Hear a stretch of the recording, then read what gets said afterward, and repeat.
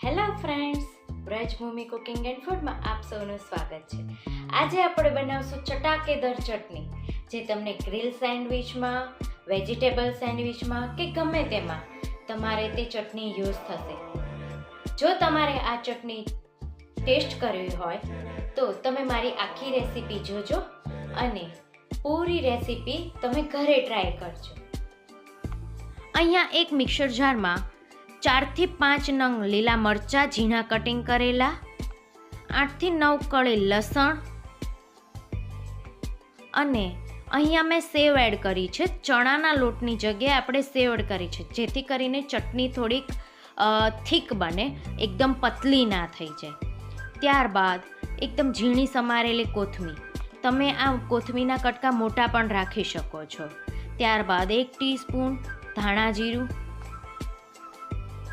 સ્વાદ મુજબ મીઠું,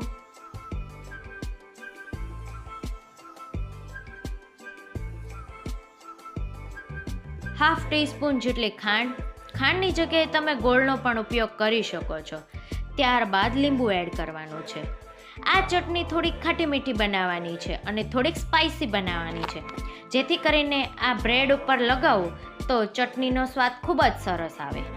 હવે તેને મિક્સરમાં એડ કરીને ક્રશ કરી લેવાની છે. આ ચટણીને આપણે એકદમ ઝીણી એવી ક્રશ કરવાની છે, જેથી કરીને આપણે બ્રેડ ઉપર સ્પ્રેડ કરીએ ને તો સરસ મજાની તૈયાર થઈ જાય. તમે જોઈ રહ્યા છો કે ધીમે ધીમે ક્રશ થાય છે.